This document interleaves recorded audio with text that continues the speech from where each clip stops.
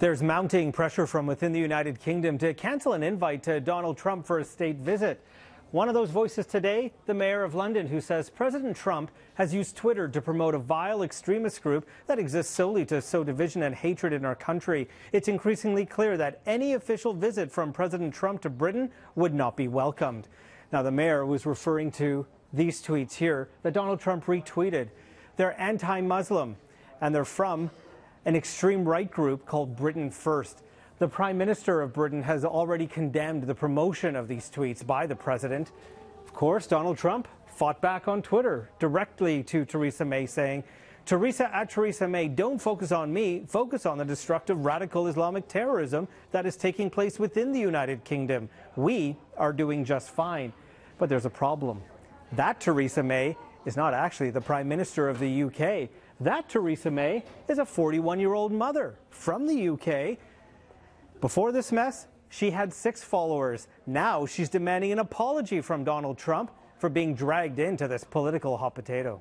The fact that we work together does not mean that we're afraid to say when we think the United States have got it wrong, and to be very clear with them. And I'm very clear that retweeting from Britain First was the wrong thing to do.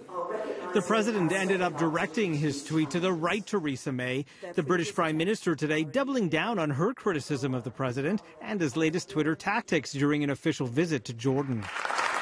May has tried to cultivate a close relationship with Trump, visiting him in Washington just days after his inauguration. But that relationship increasingly strained these days. Urgent question, Stephen Doughty.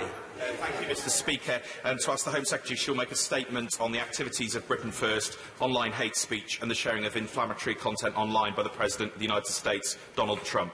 Trump's Twitter storm also triggering a backlash within Britain's political establishment.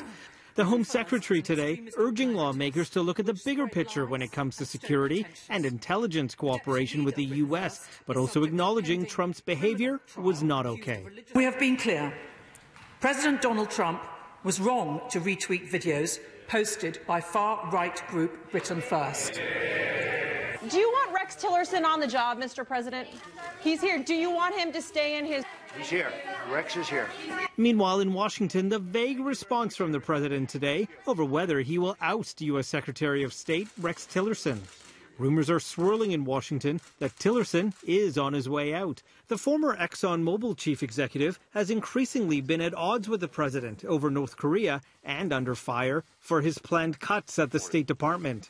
U.S. Ambassador to the UN Nikki Haley and CIA Director Mike Pompeo both rumored as possible replacements. The White House today refusing to directly answer whether Tillerson's days are numbered. When the president loses confidence in someone, they will no longer serve in the capacity that they're in. The president was here today with the Secretary of State. They engaged in a foreign leader visit and are continuing to work together to close out what we've seen to be an incredible year.